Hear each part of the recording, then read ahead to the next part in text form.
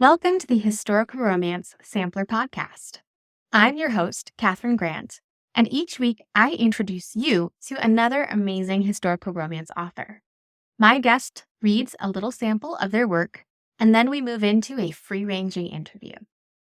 If you like these episodes, don't forget to subscribe to the Historical Romance Sampler wherever you listen to podcasts, and follow us on Instagram, TikTok, and YouTube. Now, let's get into this week's episode. I'm super excited to be joined today by Jeanine Englert. Jeanine's love affair with mysteries and romance began with Nancy Drew, Murder, She Wrote, and her grandmother's bookshelves full of romance novels. Jeanine is a Vivian, Golden Heart, and Romance Novelists Association finalist, as well as a Silver Falchion, Maggie, and Daphne du Maurier Award winner in historical romance and mystery. She was also named the 2024 Georgia Author of the Year in romance for A Laird Without a Past. Her Scottish Highland historical, Regency historical, and historical mystery novels revolve around characters seeking self-acceptance and redemption. When she isn't wrangling with her characters on the page, she can be found trying to convince her husband to watch her latest masterpiece or BBC show Obsession. And we had the pleasure of meeting in person in Atlanta in June to help celebrate Harper St. George's release. So Jeanine, I'm so excited to get the chance to talk to you today. Yes, thank you so much for having me. And it's so much fun to see you again, Catherine, even though we're still far away. I feel like we're kind of right next door, so that's nice. Exactly. Thank you for And having me on today. I'm so happy to have you on. And today you are sharing your first entry into Regency romance, Cinderella's Charade with the Duke. What should we know about this book and or the scene that you're going to read? So the book itself, I describe it as Pretty Woman meets While You Were Sleeping and the Regency period, if that gives you a little hint as to where we're headed. But it's book one in my first ever Regency series, which are all fairy tale retellings. And this one right here, Cinderella's Charade with the Duke, is basically the story of William, who is a widower, and he is desperate to find someone to help his daughter, Millie, who has become mute after his wife died. So he searched high and low and he finds Hattie. And Hattie is going to arrive as the governess. So the scene I've picked out is from chapter 2. It's like their little meet cute moment where they first meet each other. Awesome. I love a meet cute. Don't we all, right? Well, take it away whenever you're ready. Okay, so here we are, chapter 2. William had all but given up on the arrival of Miss Potts when he heard the familiar sound of horses' hooves clip-clopping on the drive hours later as he worked in his study on settling this month's accounts. He glanced up to see the familiar black carriage turning into the long drive leading up to Blythe Manor. Finally. He exhaled in relief, shrugged on his jacket, and sighed. His pulse quickened and his gut churned with unease. He hoped he'd made the right decision. Everything would be fine. He almost snorted at his attempt at self-deception. Very little in his life had worked out anything close to fine as of late. Anticipation, along with a bit of dread, greeted him at the thought of meeting her. He exited his study and moved with purpose down the grand staircase, letting his hands slide down the smooth, polished rail before stepping into a glistening marble hall. His housekeeper, Mrs. Chisholm, sent the staff scurrying to their places, and his butler, Mr. Simmons, sniffed and sent one last disapproving glance William's way. The older man had served under his father and was less than pleased with the selection for governess William had made.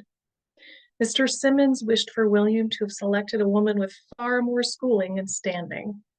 A stranger from Stowe was not his idea of a role model for Lady Millie, as he now called her. He was loath to remember that Millie was only 5 years old and far from being a lady expected to know the ins and outs of being the daughter of a duke. Your Grace, Mr. Simmons said as he opened the door for William. Simmons, William replied as he adjusted his jacket, hoping the old man wasn't right and that William hadn't blundered yet another aspect of being a father. He walked down the large cascading stone steps to the gravel drive, his heart thundering in his chest. Please let her look the part of a governess, and above all else, please let Millie love her. The mud-splattered carriage came to a rocking halt, the wheels caked heavily in muck.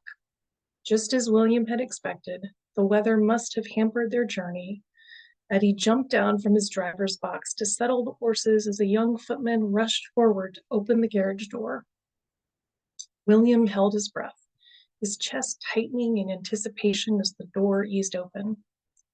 He could have sworn the whole household took a collective breath.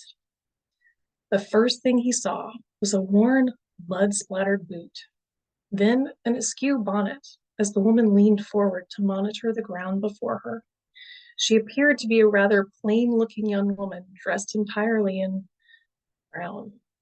The young woman secured her footing on the drive, lifted her head, and stood staring out blankly towards him. She started at the sight of the entire household before her. He wasn't sure how this young woman, with her rather dated and forgettable ensemble and slightly rolled-in shoulders, was the same person from her letter. She looked more like a baby wren having fallen out of its nest than a governess. She was a bit bedraggled and wide-eyed and looked, well, a touch frightened. But it was also far too late for him to rally any other options, and first impressions could be deceptive, as he well knew. Best to get on with it. William sucked in a steadying breath and approached the petite, timid creature. Time was wasting, as it was, and this was the path he had chosen. He would give her a chance and try to trust his decision despite how uncertain he was now. "Miss Potts," he said as he settled in front of her. She stilled and studied him, her brown eyes widening. "Your Grace, Duke of Wimberley?" She replied in the form of a question, followed by a staggering curtsy. "Yes," he answered simply, tucking a hand in his trouser pocket. "I hope you had a safe journey," he inquired, sticking to generalities for now. "Indeed," she said, and flashed him an unexpectedly brilliant smile that showcased a dimple in her left cheek. There was something. She had a lovely smile. He felt her joy in that smile. He almost sighed aloud in relief as some of his worry loosened in his chest. Not all was lost yet. She appeared to be the warm, kind woman he had hoped for. "Then I am glad for it, Miss Potts. This is Mrs. Chisholm, my housekeeper, as well as our butler, Mr. Simmons," he said, introducing those most essential to helping her in getting settled in the coming days. "Ask them for anything you require." He glanced over to the carriage. Eddie removed the smallest traveling trunk William had ever set eyes on, along with a rather battered portmanteau. Surely this was not all she had. "Is your larger trunk being sent on later, Miss Potts?" "This is all I brought along with me, Your Grace." "Thank you again for your kindness and generosity in sending your own carriage for my comfort. I've never traveled in anything other than a stagecoach before." Her large brown eyes settled upon him. They were wide, soft, and, well, a bit charmingly innocent. He shifted on his feet, disarmed by her trust and belief in him, and undone by her gratitude. It had been some time since anyone had thanked him for his kindness and looked at him with such belief and trust. He wasn't sure he deserved it. "I'm pleased to hear it," he replied, and cleared his throat, uneasy with her appreciation, uncertain of what to do with it. "You must be tired. Please come in, and when you're ready, we can meet to discuss your role here as governess at Blythe Manor in the coming weeks. I can also introduce you to Miss Bellows, Millie's day nurse, and of course my daughter, Millie." "Thank you, Your Grace," she flushed, rushing at her skirts. "I shall freshen up. I apologize for my appearance. I did not expect you to greet me upon my arrival. It was kind of you to make the time to do so." She again bobbed her body up and down in an attempt at a curtsy, then scurried up the stairs behind Mrs. Chisholm before he could utter a reply. Simmons edged over to him, dropping his voice low. "It is not too late to send her on her way home without harm, Your Grace. She does not look the sort to be a governess to a family of your standing." William was tempted, but then he remembered her smile. There was something there in that smile, and he had to believe and trust in his choice and at least try. Let us not give up just yet, William replied. There may be a hidden gem within all those shades of brown. We must have the patience to uncover it. The lie sounded fine upon his lips. Now he merely needed to believe it to be the truth. And that's it. Ooh, what a great little intro to both the story and the characters. Yes, I loved writing that scene. It was a fun one. Ah, well, I've got lots of questions for you, but first we're going to take a quick break for our sponsors. Hey, audiobook listeners. Have you checked out the official historical romance sampler season 1 playlist on Libro.fm?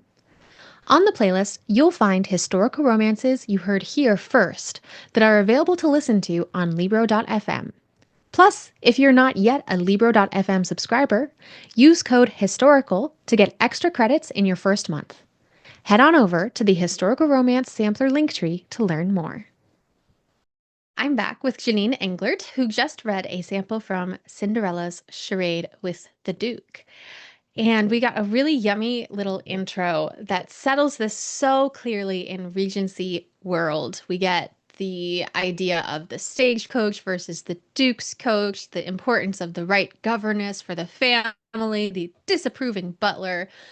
I'm really curious. For you, you've written historical mysteries, Mhm. Scottish romances, and then this is your first Regency. How was it coming to the Regency period?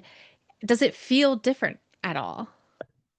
Feels so different. And one of my biggest challenges is just figuring out like how the characters can properly interact in society and in the world and just how they address each other. I spend an inordinate amount of time just trying to figure that out. So it's very different versus, the Georgian time period that I wrote in, where there were not these restraints on who could be with whom, how you spoke to each other. So that was the hardest part, I think. Yeah, that makes a lot of sense to me. Did you find that that influences the scope of the story or the texture of the romance at all? Yes, because there's some scenes that become more intimate and romantic because they're really not allowed to have proximity or touching, or gloves or not gloves and all those kinds of things. And there's a cute little scene in the book where there's the language of fans, which was kind of fun. I think I could spend a few days in that rabbit hole of looking up what all the fan gestures mean, but just things like that where you would foresee that that's going to be a moment of intimacy or romance. And then other times where it's really hard to have your characters together without it being scandalous. So that was the biggest challenge is just figuring out the scenes, which ones I could and could not do based on, their ranking and what was appropriate and inappropriate. So yeah, I'm still learning that, I think, as I go on, to be Well, and there's honest. also the like what was put down on paper back then about what was appropriate, and then what do readers think is appropriate or not appropriate? Yes, yes. I Yeah. think that is also hard because it depends on some of the resources you use and, what your reference points are and what reader expectations are, just like you said. So it's a balancing act to be sure. Yeah. Yeah. And how does research fit into your creative process? Do you kind of do it as you go? Do you save it for chunking? So I am better if I just put a little insert that's highlighted that says, look this up later, because I can oh my gosh, the hours I've lost. When you kind of, oh, I'm just going to look up this one little thing really quickly. And then all of a sudden you look up and it's an hour later. And somehow you haven't even looked up what you intended because you got sidetracked by something else that was like glittery and interesting to read about. So that is my problem. Then I get Yes, I, distracted. Yeah. I do that too. In fact, I was just drafting today and I put insert appropriate Shakespeare quote here. And that's so much easier once you kind of like go through and get your scene down to go back when you're editing and put it in, even though it's really daunting when you open up your document and you see all the little like asterisks and yellow and all the stuff that you need to add in. But I think it does help to not break the flow, or at Yeah. least because I get so sidetracked and then I've lost hours and then I'm mad at myself. So yeah. Yeah. Yeah. Now, this book is called Cinderella's Charade with the Duke. And then you let us know you were pitching it as Pretty Woman meets While You Were Sleeping. So I'm curious, do any of those stories, like, were any of those like the biggest inspiration for you, or are they all kind of like equal inspirations throughout? I think, well, I will say the nugget of this book came when I happened to have watched those movies very close together. And Mm-hmm. and I was like just daydreaming as one does. And then I was like, what if they, because my editor was like, you really need to get out of the Georgian time period. I was like, what? What? So, she was like, you really need to start like spooling some ideas for Regency. So when I happened to watch those two movies close together, and I started thinking, wow, I could do like fairy tale retelling, and it could be Cinderella, and it could have these components and kind of mash them all together. So I think it was very serendipitous, but that's tends to be how most of my writing is. I'll be wandering around a bookstore and just like happen upon a book on runes, and that's how my last Highlander story kind of came about because I couldn't figure out the heroine, and then I saw her as a rune caster, and then it was like poof, there was. Um, Cool. so yeah, just like I don't know, it seems like it's just happy accidents or like that Elizabeth Gilbert big magic, if you believe in that, which I kind of do. So yeah, all of those things maybe mixed together to make this. Okay. Yeah. Yeah. And do you have a favorite fairy tale that you're looking forward to writing or that you've already written? I've just finished my second Beauty and the Beast book. So I did like Mm, when my Scottish series, I did a sort of inverted Beauty and the Beast with a Laird Without a Past, where she was the Beast and he was the Beauty. And then I just finished book two in this series, which is a straightforward like Beauty and the Beast, where she's the Beauty and he's the Beast. So I tend to lean into that one a lot because I just feel like there's so much you can do with that story and mm. so many layers of it. So I guess that's probably my favorite. Yeah, and it also doesn't rely too much on magic. Like the original fairy tale, there is, but there are some fairy Mhm. tales where it's really hard to figure out how to tell it without magic. Like Sleeping Beauty. How do you do that if there's no So magic? you're gonna laugh, but that's the one I'm working on right now is a Sleeping Beauty retelling. So it's more of a her being emotionally asleep. There's an event Mm, happens that impacts her in a way that she basically shuts herself off from romantic mm, love. And she walls herself in the ideas of science and books and knowledge because she respects facts and they never let her down. Um, mm, so that again, it's there's some, I guess you could say, creative license with that a lot, right? With that version of Sleeping Beauty, but yeah, it's hard if you try to be really strict to the components of the actual fairy tales. So I totally agree with you. Yeah. And when you're thinking about adapting a fairy tale, do you approach it from, like, oh, I'm going to research the whole history of this tale and incorporate different, elements from the original telling and then the Disney telling, or do you kind of focus on whichever telling you kind of grew up with, which for most of us is the Disney version? It's so funny because I tend to do read both and then again, lots of creative license. I take the parts that I feel like I can adapt and push in, and then I try to hope that the readers will forgive me for what's not there because some of them are pretty dark. If you look at the original, like Grimm's fairy tale, kind of scary. So I tend to lean out of some of the scarier elements of them. So yes, Hmm. No, that makes a lot of sense. I mean, I think Disney also leaned away from the scarier elements, although yes. Sleeping Beauty was still a scary movie to me. I'd love to know, particularly as you were pivoting into Regency, but also just in general, who are some of the biggest influence writers that you think about of like, oh, I'd like my books to feel like their books, or, those are the people I kind of turn to as my touchstone.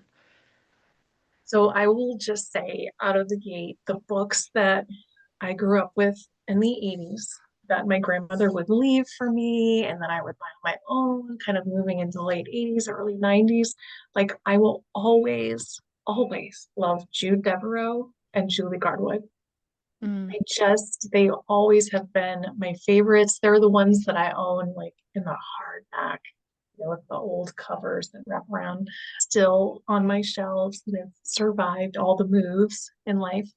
So those are my favorites. They don't have a lot of Regency books that they have written, but they are probably my inspiration. I'm like, if that's what I want to be as an author, just the way those books made me feel. Hmm. And just kind of the fact that I kept wanting to go back and read them again and again. And a lot of them had those scenes where you would read it and absolutely gasp, what you're reading. So those are my two favorites, I would say. That's lovely. And then when you are thinking about a story and you're kind of ideating on it, whether it's a mystery or a Scottish Highlander or a Regency, do you tend to get inspired by thinking about dialogue or characters or story ideas? I always hear my characters first. So sound is usually first. I tend to get the first scene Mm. first. Occasionally, I'll have to go in and add a prologue before that, but usually I have like the first scene that comes to me. It's not always the heroine, sometimes it's the hero, but I tend to always hear them talking first, and then I have setting, and then I have like what they look like. Sometimes it takes me a while to actually be able to like see the face of the characters, Hmm. which I don't know if that makes sense, but it takes me a while of just like hearing them and seeing the world they're in before I can actually see a face on them. Mm. And when you say hearing, does that also include like the timbre of their voice? Timbre of their voice? Yes, yes.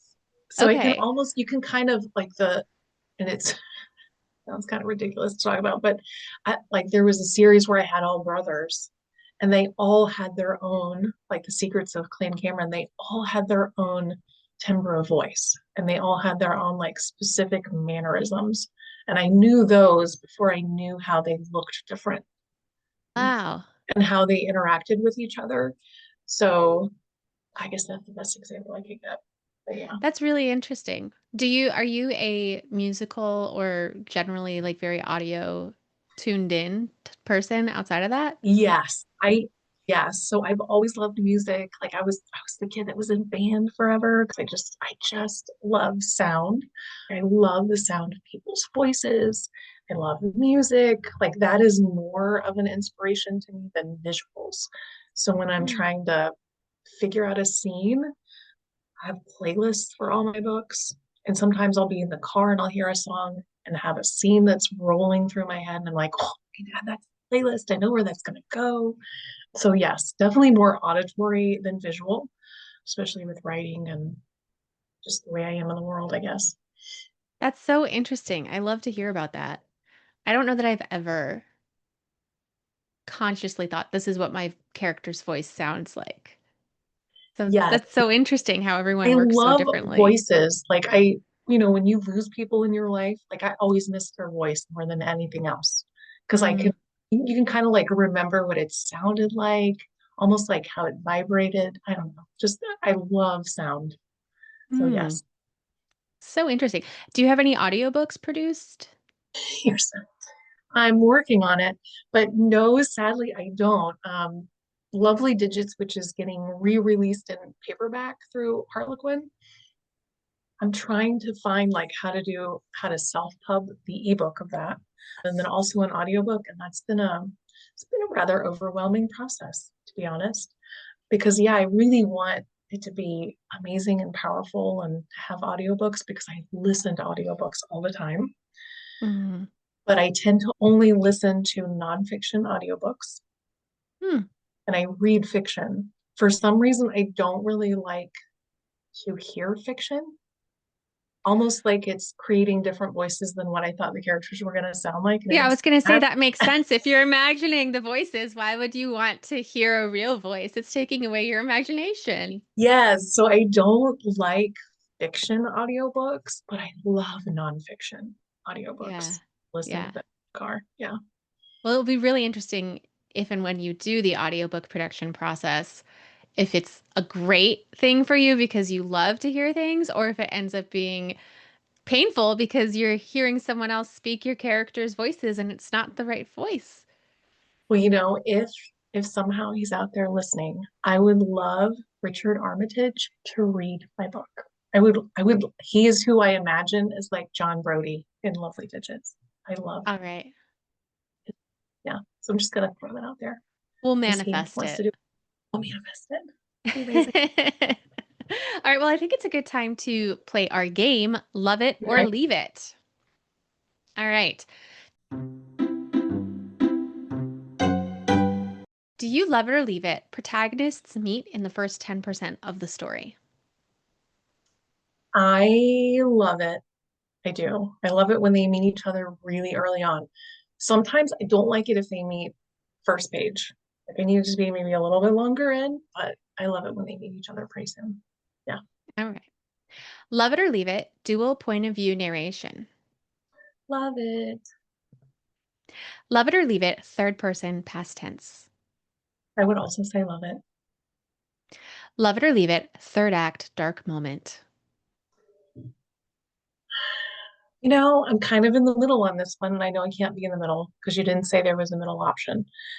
But sometimes I love the third act black moment, but sometimes I like a like middle of the book messiness, if that makes sense. Mm. Like sometimes I like it to surprise me to have something happen in the middle that I don't expect. Sometimes I like that more. All right. So some people come on and they're like, I don't like it. I just want them to be copacetic once they get together. You're not arguing for that. You just want to be surprised when the messiness happens. Yeah, and sometimes I want it to be messier, if that makes sense. Like Hmm. the worse it gets, I'm happier. You're here for the drama. I am here for the drama. Yes. All right.